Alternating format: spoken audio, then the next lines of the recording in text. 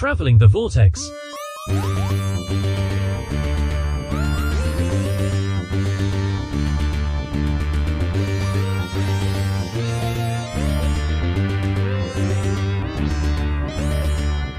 We've joined the Doctor as he travels the Vortex and reverse the polarity of electron flow to arrive at episode 584, the Axon Chainsaw Massacre. I'm Keith. I'm Glenn. And now I want chainsaws. Too bad. That suddenly seems like a very effective method of cleaning up the tentacles. It's a different movie, of course, but yeah. I'm Sean. I'm Glenn. How's everybody doing this week? Not too bad.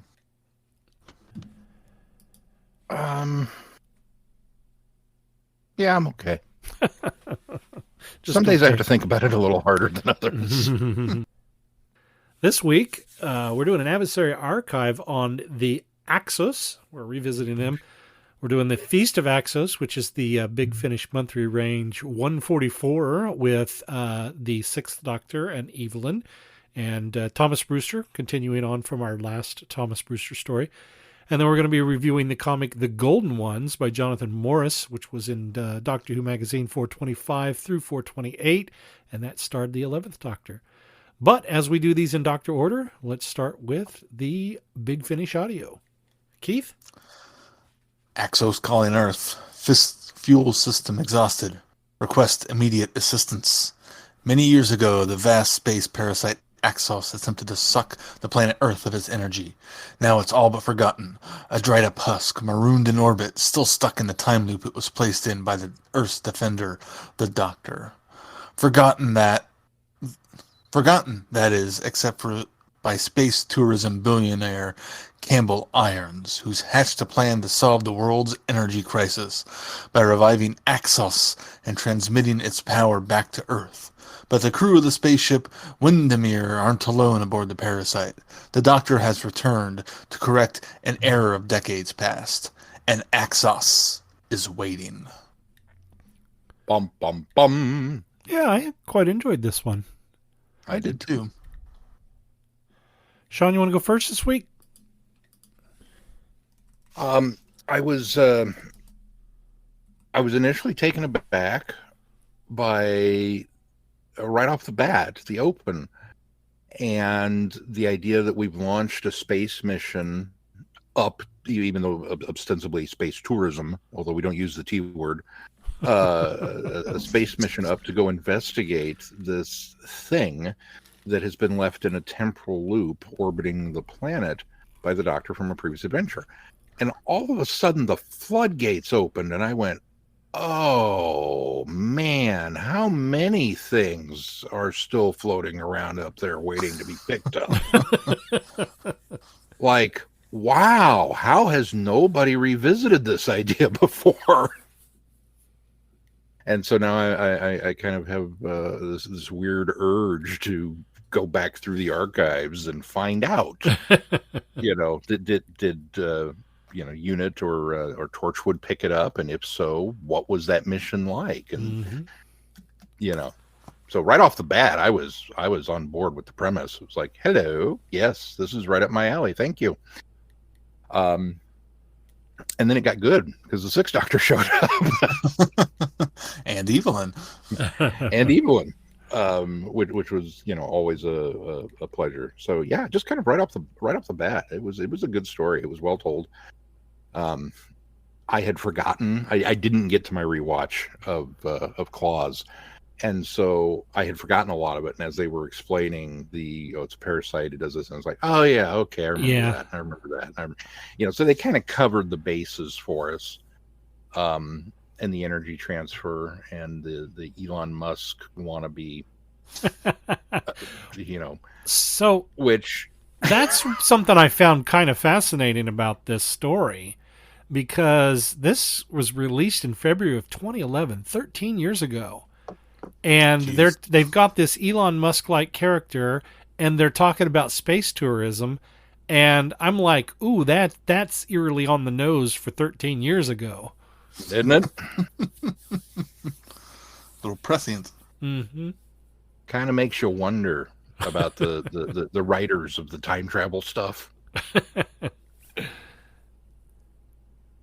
Well, the idea that it's also that he has a space tourism company and has used it to fund this expedition, but the idea that it's kind of the reverse of what happened in the claws of Axos. Instead of Axos coming to Earth, us going to Axos, Earth going to Axos, yeah, and wanting the Axonite because it can do so much stuff. And the as much as I didn't like Campbell Irons and his motive and what he did in the story, his motivations were, I can't say I disagreed with him too much. I mean, he was coming to try to find a energy solution for the planet because it's having issues. That tale as old as time of running out of coal, etc., and polluting the planet. He saw a solution to try to solve it, and it didn't necessarily make him the bad guy, which I thought was a nice, clever twist to it. Yeah, but making a deal with the devil, that never works out well. This is true. Well, it makes me also wonder how much they really knew and how much were kept under wraps about what Axos really was and how it worked. Well, that's a good point, because if you're... If you only heard about Axos a long time ago and what it supposedly could do and didn't hear the true story of what Axos was, I could see why he would make that same decision and want to do the same thing. Well, that's what I was going to say is, and Unit being in the position of making sure that, okay, do we say what this is so that people leave it alone, or do we not say what this is so people leave it alone? And you can kind of see them maybe erring on the side of not saying anything and kind of covering it up and being quiet about it. And then... Especially since all the Axonite that was on Earth was destroyed when they got put in the time loop. Right. Although the two people that came on the expedition had a lot of knowledge about this based on Unit files. In fact, they knew who the doctor was when he showed up and all that stuff. So they were in on it, but I suppose... I mean, it's necessary because they have the expertise. But yeah, no, you're right. Being so long ago, maybe the gravity of the situation or the mavity of the situation wasn't grave enough. Well, that's now I really am mad and kicking myself for not going back, because it's like I don't remember how big of a thing the Axos incursion was. I seem to remember that there were reporters. And if that's the case, then, it was broadcast to at least the local, surrounding areas. It may not have gone out nationwide in Great Britain, but, Well, it got at least worldwide because the UN found out about it and wanted it outside of the UK and was mad that the UK was trying to keep it to themselves. Well... At least that's what I remember when I rewatched it. Yeah, no, you're right, but I don't know that because the UN knows about it that the world knows about it. I mean, it's still, I think it still stays within channels, and if I remember correctly, it seemed like it was just the UK and Unit that knew about it, and that's where the struggle was. Well, and then I guess there was the American guy too, who was working for the FBI or the CIA or something. I can't remember. He was an American agent, I think. Anyway. Yeah, but that also becomes a question of how much did he report back before he died. Well, that's just it. Yeah. And so I don't know that it was a world thing. I don't think people knew about it. I think it was still kept under wraps. The minister was the one that was trying to broker the deal in order to get the Axons. So, and that was he was a UK minister, I think. I don't even think he was a Unit. No, yeah, he was a UK guy. So. Yeah. So if that was the case, then, it would have been a lot easier to cover it up. Right. And you would have had to have had files. You would have had to have, which means they didn't probably know a lot about what was going on. Yeah. Versus if it had been a worldwide thing. Oh, remember that time when this happened. And it becomes a question of how much of it was actually redacted of what they got. Right. Yeah. Exactly. On the other hand, which I'm willing to bet a lot. On the other hand, and I'm not going to get ahead of us because I think we should finish this, but the Axos was at least known about from the the early 21st century. in part of Asia. Right. There was no covering that up. Yeah. But anyway, we're getting ahead of ourselves here. I thought he did such a clever job of kind of retelling the Claws of Axos story in a new environment and a new situation with new motivations, but still having all of the similar roles, like Brewster being kind of the role of the master, working with Axos and, even just for his own gains. And the Campbell Irons kind of serving the role as the minister. I thought how they did all that was really clever and really well done. I also sort of like the fact that with Brewster, I don't know that it's super clear, but at the end, it implies that he sort of wasn't going to go along with the Axos all along anyway, but they do a really good job of stringing you along and making you think, oh, this is totally a Thomas Brewster thing. Of course he's going to betray the Doctor. Of course he's going to side with the bad guys. But they're sort of at the end, it's almost implied that he just kind of was, number one, it was self-preservation, but number two, he never would have actually betrayed the Doctor and Evelyn ultimately, even though it sounds like, he's going down that road. So I thought that was kind of a neat little twist there at the end. Something the Master wouldn't do. The Master would only side with the Doctor when he, out of desperation, and his plan had completely failed. So that's true. No other option. Another thing that really, really, really got me about this one was knowing that at some point we're coming to the end of Evelyn's stories. And let's talk about Evelyn. I am I'm almost in tears because I'm thinking, no, this isn't how Evelyn goes out. No, this can't be, and the performance that Maggie Staples does is just so, the desperation in her voice, and even the other actors, Colin Baker and the other two, just in their knowing that, there's absolutely no way at a certain point to rescue her. And they're talking about her as though she's already, well, at least two of them are talking about her as though she's already dead. And she's like, I'm right here. I'm still here.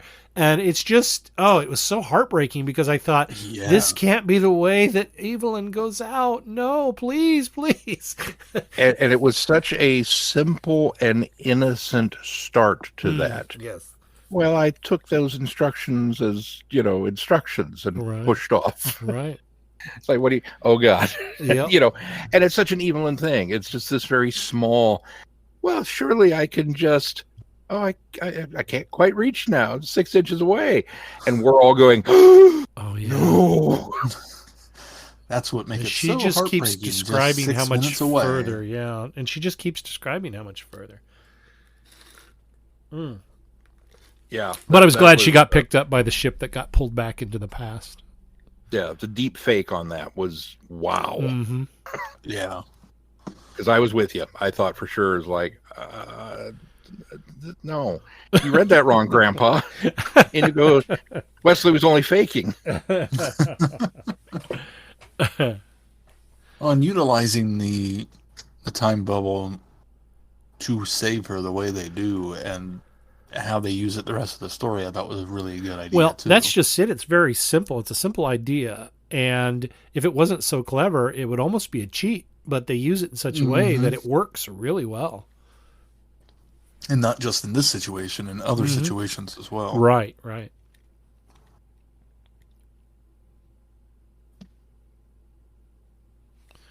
Yeah, everything about this one worked for me. I was honestly a little worried that Thomas Brewster was going to ruin it. Well,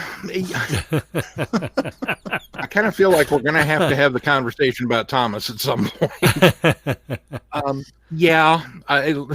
Because every time he showed up and we got a Thomas segment of the story, there was a little bit of I don't care. Go back to the interesting people, because I know Thomas is going to kind of doing the master thing, and he's going to betray him. And then he gets he hears the doctor say, well, yeah, I'd leave it behind, even though he doesn't hear the whole thing. Right. And it's like, oh, yeah, of course you're going to be that guy. Oh, boy. All right. Do your thing. Oh, good. More Evelyn. Oh, no, she's in space. I mean, it just... So, yeah. Now, this is not... Due to the weird nature of the timelines, we have not been introduced to Thomas Brewster yet. Right? Correct. Yeah, we done that we have not read The Haunting of Thomas Brewster. Okay. Which is a but that's not a Big Finish release thing. That's just us not getting right, to that yet, right. Because we're doing the Evelyn stories, but that was an adventure earlier with the Fifth Doctor. So, and I think the reason that we hadn't got to that is because there's a lot of setup with one of the other companions that we're trying to do in chronological order before we get to that one. That is correct. Yeah. Okay. So yeah, I'm gonna hold off and reserve judgment on Thomas until I get his complete arc. But it's not looking favorable right now. I'll tell you that. Yeah. Well, and I have to give his. I mean, Evelyn has sympathy for him. She convinces the doctor to take him back to his time. So I think he's a character out of time, and I think that ultimately he sort of redeems himself at the end of this one, enough so that I think it's justified that the doctor just kind of places him back where he needs to be. So yes. Well, let's move on to the Golden Ones, which was the comic story in Doctor Who magazine. In Japan, children are addicted to the new drink and TV show Garuda, a drink that makes them telepathic and golden. Well, that's a terrible summary. That's what's on TARDIS Wiki. It doesn't give anything away for sure. Yeah, that's for sure. No, you're looking at it all wrong. This is a feature. It's not a problem. 2 features. Well, obviously this was an American soda company that unleashed this in Japan on an unwitting public. From that description, you would think so, wouldn't you? Keith, you want to go first? Yeah, this was a nice return to 11th Doctor that I didn't really I knew you'd like expect. Although I have to say, I didn't know that was Amy at first. I was like, who is this new companion? This is not when has Amy ever worn pigtails like that? Come on. Same. That is not within Amy's style or look. When he called her Amy, and it takes him a while to call her Amy too. It's it was in fact, Martha gets a name drop before Amy does. Yeah. So he finally says Amy, and I went, what? Well, okay, red hair, legs. Oh, honey, you tried. Okay, and then my brain literally tried to retcon it, going, well, I could kind of see Amy trying to go for the Japanese schoolgirl thing because she's got the skirt on and now the pigtails, and maybe there was a previous adventure in this run where they were attending school in Japan, and the more I looked at her, the more I went, you really can't make this work. It's just, I know we don't want to harp on the art, but yeah, that was. I thought the art in this one was really good. I think the characterization of Amy, I think, was a little off, but I thought it was fine. There's actually a story before this, but I think it takes place in India, so no, you can't even use that. You can't even use that. Apparently, the artist just couldn't do long hair like that, and needed to do pigtails. I can't fault the. That's just it. The thing is, though, I can't fault the artist for doing that because he's giving Amy a different look, and so I think it's okay because then it just becomes this stagnant. We're looking at the same person the same way all the time. I mean, we've seen Amy with her hair pulled back in a ponytail, and we've seen Amy with her hair pulled up. Albeit in a kissogram outfit, but. a police officer or a constable. So we've seen her hairstyle different ways. This was just another way to do it. I can't fault the guy for it. I think it was fine. And I kind of agree with, was it Keith Hugh that said he was kind of going for maybe the Japanese schoolgirl look. So she may have been, that may have been their intent. She was trying to fit in with the populace. I didn't have a problem with it. Didn't take me out of the story anyway. So that's a bonus, I suppose. Yeah, at the beginning, I had a moment of, okay, I think this is Amy, but I'm not sure. So, the story itself is, the beginning very much invoked the puppet episode of Angel, where the kids are hooked to a TV show character for a various reason, and they're sucking life essence, essentially. Yeah. It gave that vibe very much. No, very much so. It was a clever, interesting approach, especially with the soda aspect of it, of trying to take over the world for Axos as opposed to the way they had been doing it. Yeah, yeah. I applaud the author for taking the Axos in a new direction. I think what he tried to do was a solid direction and a good evolution of the characters. I think what it doesn't do is it doesn't give me a reason for how it got out of even the doctor even asked, but it doesn't give me a good reason for how it got out of the time loop that it had been trapped, that he had trapped it in. And so I kind of wanted a little more from it that way. But the other thing that it's very much a comic story, because there's a lot that's done here that could really only be done as a comic. Even on TV, this would have building as Axos. Yeah. Even on TV, this would have felt a little hollow, because there's not a lot going on besides running from one place to the next. And that's okay in this comic, especially because it's very visual, it's very action-packed, it's exciting, it's fun to see, them going from one place to the other. But there's not a lot of substance in it, and you could almost cut out a good chunk of the middle and still have a pretty decent story. I don't know that it needed to go on for, what was it, 3 parts? No, 4 parts. 4. I'm not sure it needed to go on for 4 parts, but I was enjoying it the whole time, so I'm fine with it being 4 parts. But there's not a lot of substance. There's not a lot of the doctor. I mean, the doctor figures a lot of it out, or is discovering it in the first one, and then once the big reveal at the end, it's basically just running from one place to the next until he ends up getting. And the other thing that I felt was a little bit of a jump was, if you're gonna drag this out, give me a reason for the doctor getting to Amy so quick and expecting her to have gotten out of that building on herself. I think that kind of got left behind in the whole thing. Yeah.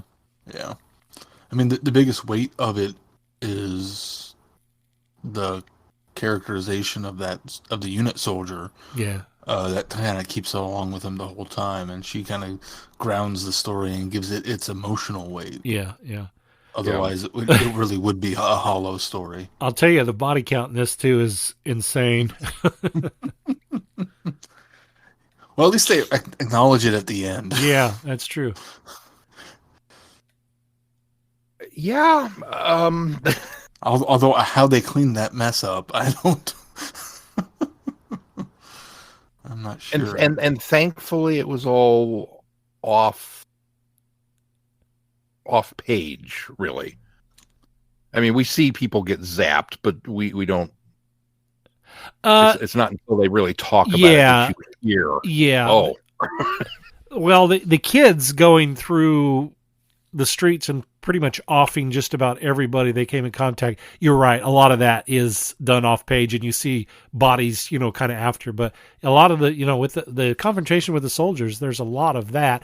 And I did appreciate the fact that we went to the spaghetti monster Axos rather than the golden kid Axos for the second part of the comic, because then you don't have the imagery of shooting at kids, even though they weren't being able to, do anything. They were ineffective against them. You didn't have to deal with that imagery through the whole comic. So that was kind of a clever choice to go to the other form of the Axos. Yeah, I agree.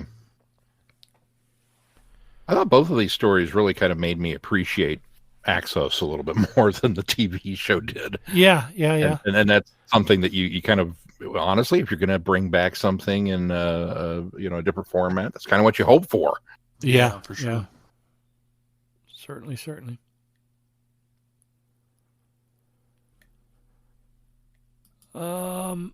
So the one other thing that I think gets left as a mystery is the little girl that came in and saves Amy and the head military gal.